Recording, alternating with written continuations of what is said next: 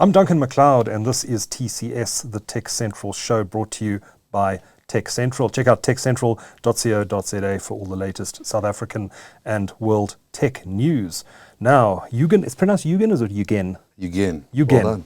Yugen Naidoo is regional head of Lenovo for Southern Africa. It's good to see you. Welcome to the studio. Yeah, nice to finally see you, Duncan.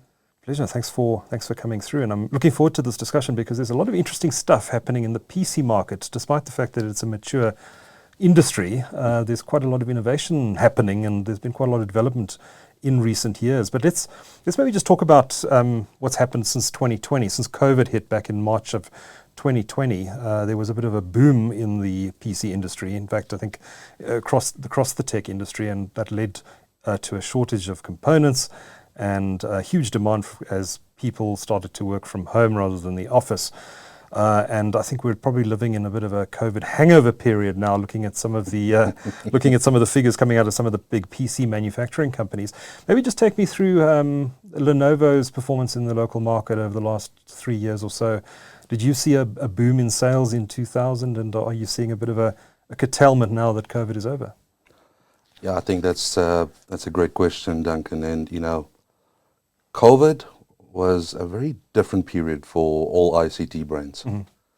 We were not ready for it. We were not ready for the market growth. And what we did see was that the demand really, outdid supply. Yeah. And that's the classic bullwhip effect, right? And you've got to be careful of that. What we did see during the 2020 COVID period is that we had shortages. Mm-hmm. And that was, as you mentioned rightfully so just now, we could not get enough silicon, to get these into the actual devices. Yeah. And it wasn't just in the ICT business. It was smartphones, smart cars, anything that required a chipset, you were in trouble. Mm. What we did see is that a lot of people work from home, and the demand actually went up 3x. Wow. Right? And we could not get the supply to suffice that demand. And what we're seeing now, as you mentioned again, the COVID hangover, we're seeing people going back to the office. And we're seeing markets starting to stabilize back to pre-COVID levels. So I think in the short term, we are seeing markets taking a little bit of a dip, coming from the highs of COVID. Yeah. But we're seeing the long-term view, the markets are going to stabilize because hybrid work is here to stay. Yeah. And we're seeing a lot more technology and form factors addressing that. Yugen, so is the supply crisis over now? Can you get every component you need, or are there still some issues in the global supply chain? I think let's touch wood. I think we're over the worst. We're seeing our supply being fluid, and we're back to normality. Right. Okay. So people, you're able to match demand, but what's happened to demand? Has it fallen off a cliff? I mean, you've said there is some pain happening in the market, but the numbers I've seen are sort of like 30-40% declines. Is the South African market perhaps insulated a little bit from that? I think it's all relative, right? In COVID, there was a lot of opportunity from work from home, the education sector, etc. What we are seeing, though, is that the education market continues to boom. The consumer market, which I'll speak about now, our relationship or enterprise business is growing rapidly. The real impact in South Africa, let's speak about our country, is that disposable income is becoming an issue. We're facing issues of load shedding. People are trying to make ends meet at this point in time. And we're seeing a massive impact on the entry-level product, talking to the consumer channel. What we are, however, seeing is that the average selling price is going up in the consumer side. Interesting. So what does that mean? So there's a massive, a downturn with disposable income on the consumer entry-level space. But the middle and the higher income earners are still spending more on product because they love the form factor than what we have to offer as a brand. Right. Okay. So it's really the bottom end of the market that's struggling. Correct. So I think the bottom end of the market is trying to, buy food, buy electricity, buy solar panels, the energy crisis. But again, we're seeing this as a short-term issue, but the long term is the markets are going to come back. Yeah. and it's buoyant. We've seen that over the years. Yeah. And as South Africans, I think we're quite resilient, and we will come back strong. You're going to just have to tough it out for a little bit. But how's the business market looking? Fantastic. Good. I think the business market is looking really good. The refresh cycles are happening. People want the latest and greatest technologies. CIOs are seeing, IT as the profit center now to drive the next level in their businesses. So I'm very happy with the positive sentiment coming from both SMB, small, medium businesses, as well as large enterprise. Windows 11's been out for a little bit now, and we know that corporates are always a little bit reluctant to upgrade to the latest version. Do you think that that's perhaps driving some of the business growth as well? Do you think that companies are starting to look at Windows 11 and upgrading to Windows 11? Do you think that's driving some of the demand that you're seeing there? I think, as I said earlier on, we're in this refresh cycle, and Microsoft is a fantastic brand, and they brought some nice innovation to market. Yeah. So I definitely think Windows 11 is something that's driving it. Yeah. But on the entry-level product, I don't think so. No. I think it's mostly driven towards the the SMB and large enterprise. Yeah. And I think a lot of people have forgotten because it happened so long ago. But Lenovo bought the IBM PC business. Must have been 25 years ago now. 1982. 82. Oh, 90, right. sometime in the 90s, I think it was. It's more like 30 years, but okay. Okay, it could be that long. Incredible. I actually owned a ThinkPad before that deal happened. So in the old days, I don't know if you remember the. I think I'm a bit older than you again. But, I don't know if you remember the original ThinkPad butterfly keyboard. Yes. That was an amazing device. I used that for years. I've got one in my office if you want to come play around with it. Okay, great. So, Duncan, that's a great question and comment actually. The Lenovo brand is strengthened by IBM. And if you look at our DNA, we've still got that little dot on our ThinkPad products. I was saying I love that. What do you call that thing on your keyboard? I call it something which I can't say on air because it's a family show. Why would you think I could say it then? It's the same thing, right? Let's call it a nozzle for now. Nozzle, okay, we'll go with that. I've loved that, but it's divided a lot of people. Some people say, "Oh, I can't use those machines because of that little thing on the keyboard." Yeah. But I personally love it. I didn't use the trackpad at all when I was a ThinkPad user. I think consumers and business users generally love the keyboard of a Lenovo product. And if I look at the DNA of IBM, there's markets where we've built our brand on IBM in the European markets. Yeah. And I mentioned earlier on, Lenovo's the global PC leader, for a long time now. But 41% of our business going forward, declared last quarter, is now non-PC. Okay, 41%. 41%. So we are actively diversifying our strategy. And, the PC markets, as you rightfully said, is under pressure, but with a long-term view to grow. But we are really diversifying our market into SSG, which is our services and solutions group, MBG, which is our Motorola, our phone business that we own. Was that an acquisition as well? That Yes, was the acquisition of Motorola's mobile phone business. Correct. Yeah, so we acquired Motorola a few years ago, and we play in very selected markets. We cannot win in every market. And when the brand plays, we play to compete and win. For example, in South America, Motorola is number one. In the American market, we've been actively being number one or number two on the 5G product. So in markets that we play to compete and win. And the last part, I think, that I would like to speak about, Duncan, is Lenovo is moving into a Lenovo 360 or one Lenovo model. What does that mean? This whole ecosystem that we have, it's not just PC or tablets, but we have our ISG business, which is our infrastructure and services group or business unit, that's going to be driving a large part of the growth in our business right now. We've made massive changes, and 1st of April, we are going to be basically bringing in our sales force as one to take an ecosystem and solution sell to market rather than ISG, IDG, which is your PC business traditionally, MBG and SSG. Lenovo will be offering an ecosystem to our customers, end users, and to our channel partners. And this is a global thing. And this reorganization will also happen in the South African office? Absolutely. Okay. Absolutely. Okay, so the idea behind it, I presume, then, is to have a sort of more holistic approach to customers where you're not selling point solutions, but saying, okay, we can provide you with these options, and this is everything we can do for you.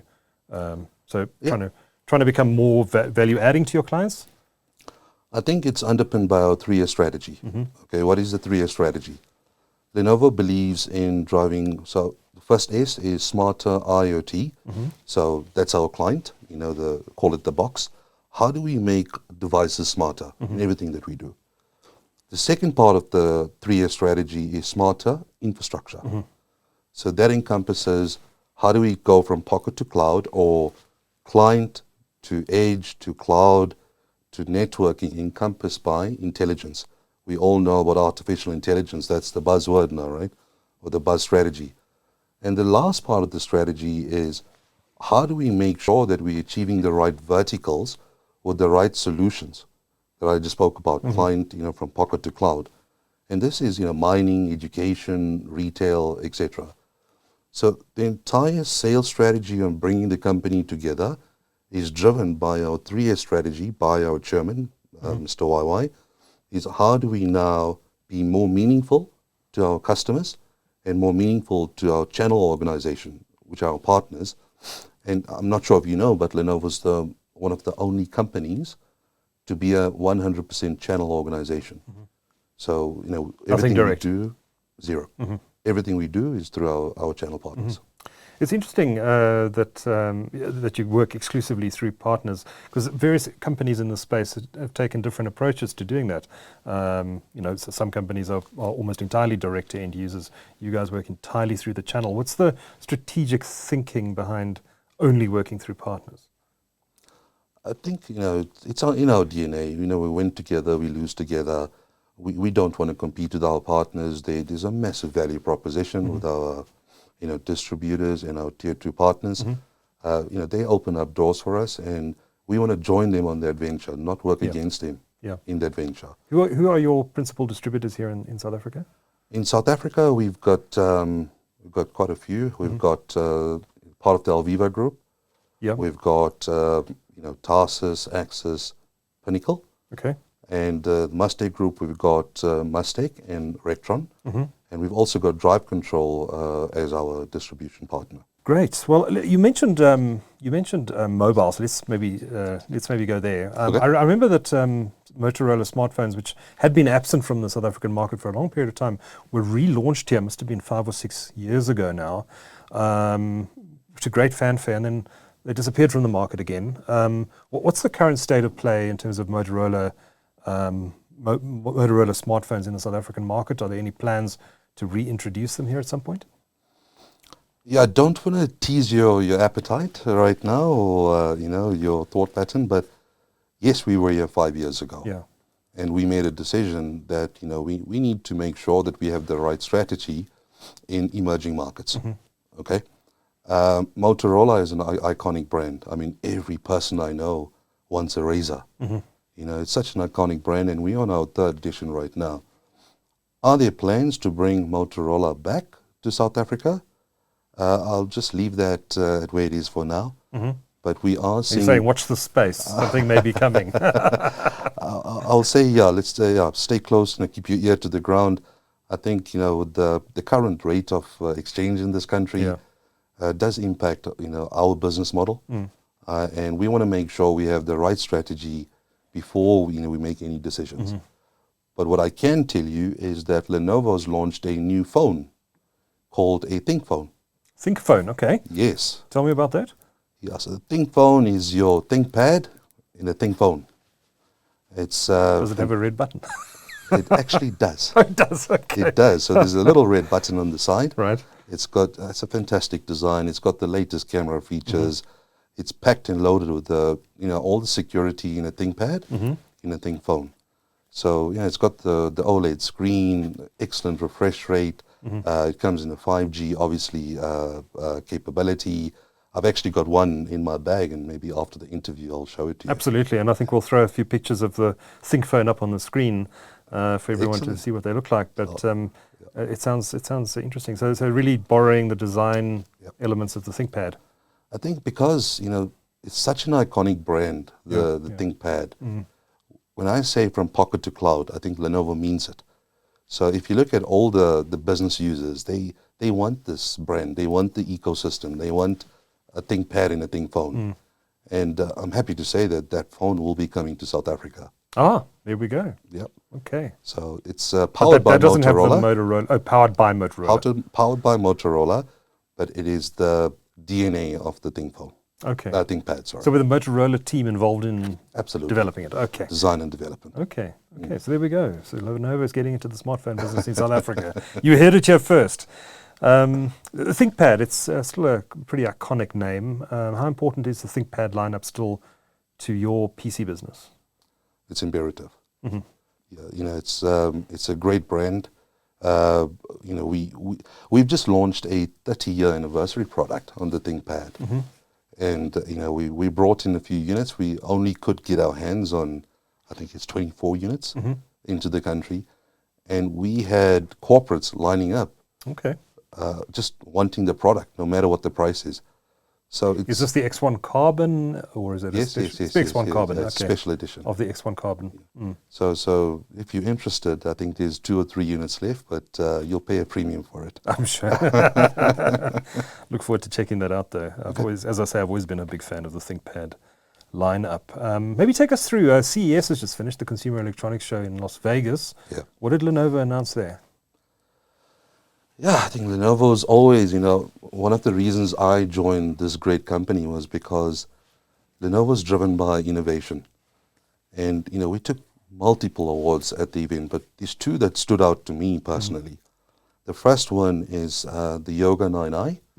Now that's the foldable laptop, yeah? It's all screen. The Yugen Naidoo is the first dual screen OLED clamshell product in the world. Okay, so there's literally, as you said, it's 2 screens. It's 2 screens. The screen doesn't bend. Well, it's not. It does bend, but it's a clamshell. Okay. Because in the middle, it's got a sound bar. Actually. Okay. So actually, I think I need to show you the product. I think I need to see it. Yes. It's a great product. It's built for creators. So if you want to enjoy the experience of 2 screens, this is the product for you. It's as I said, it's the first in the world. It's an OLED product, 2.8K.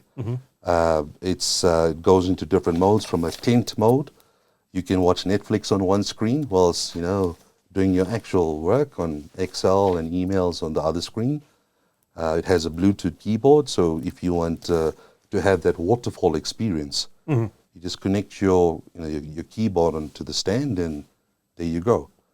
The good thing is that it's powered by the latest Intel Evo technology, and the demand that we're seeing is crazy.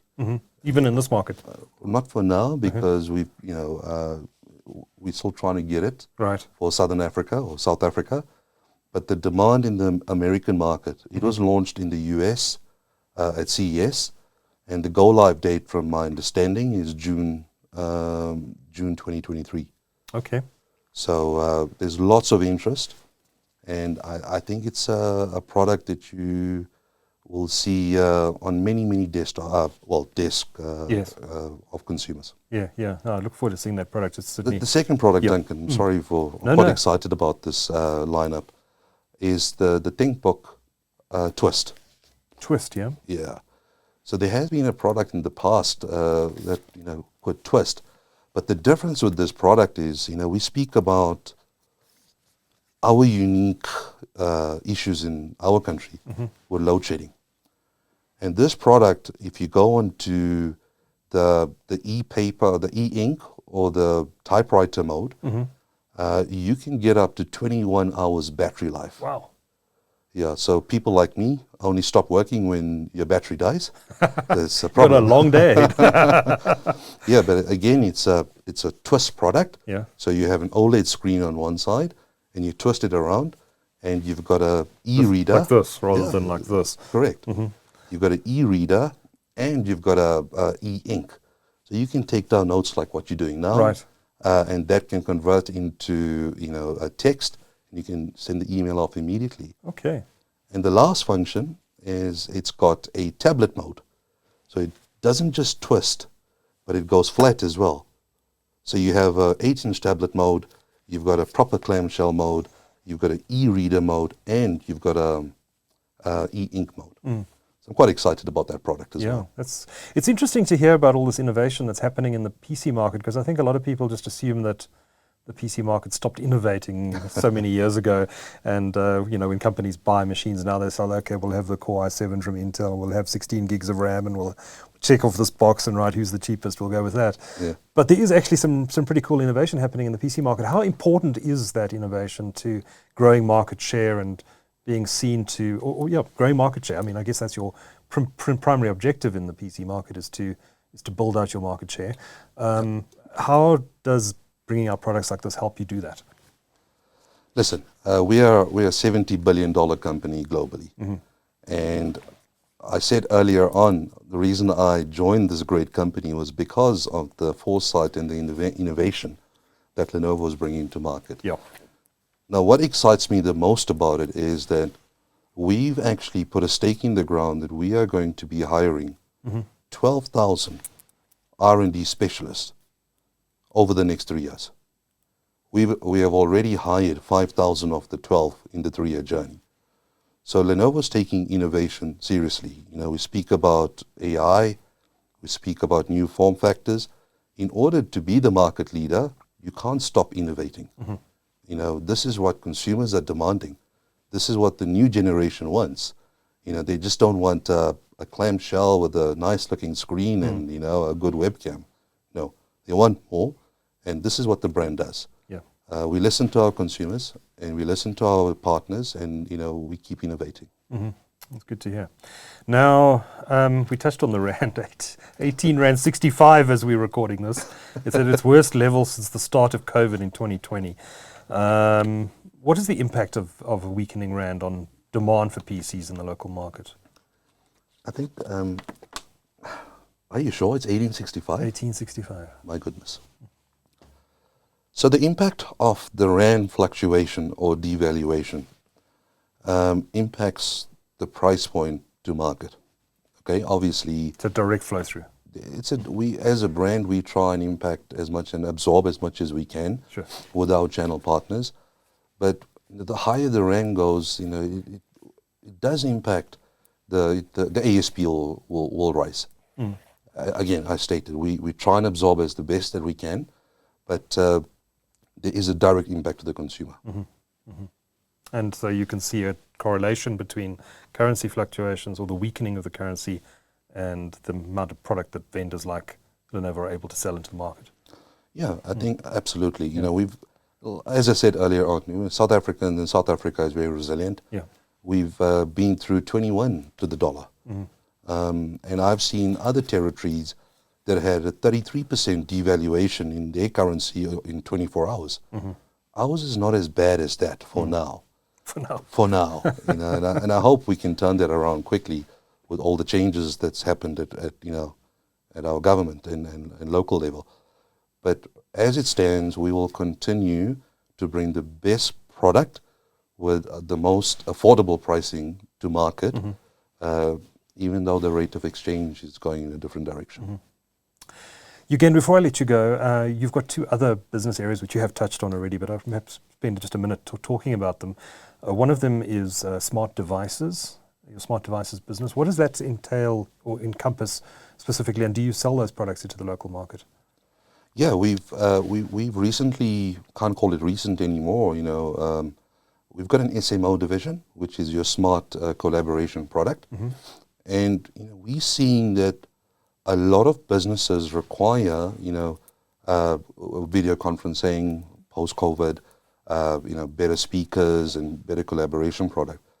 In South Africa alone, there's over 15,000 collaboration rooms, and this is a market demand and market opportunity. So we have developed product to address that demand. So this is really appealing to for remote work, Teams type collaboration, that sort of thing. Correct. Okay. Now, if I look at just from a personal standpoint, we do not do just face-to-face meetings any longer. Every meeting invite has to have a Teams invite. Okay. And that just shows you that the hybrid workforce is here to stay. So the need for the product is there. Right. And then the last area is servers and storage. How big is that for Lenovo? What are your plans in that area? So servers and storage is the biggest growth area for us as a brand. If I look at the last revenue and financials, 30% growth, year on year. There's an expectation for us to be better and address the market. And if you look at our strategies that I spoke about earlier on, the 3-year strategy, how do we encompass our entire solution with our server and storage? Right. How do we bring the right programs to our partners? And how do we become better in the market addressing all these opportunities that's in front of us? Right, right. So it's But you're seeing that growth, I take it, from hyperscalers supplying into these big companies that are deploying cloud data centers around the world. I presume that's where a lot of that growth you're seeing is coming from. Yeah, and I'll say it openly, our mandate is to double our business year on year. Okay, because of that market opportunity, because of big data, because of unstructured data and helping people structure their data. So as a brand, we are seeing the biggest growth and expectation coming from our infrastructure business. Fascinating. Yugen, I beg your pardon, Yugen Naidoo is head of Lenovo in Southern Africa. Thanks for making the time to talk to TechCentral and sharing your insights. Thank you. Much appreciated. Thank you. All the best.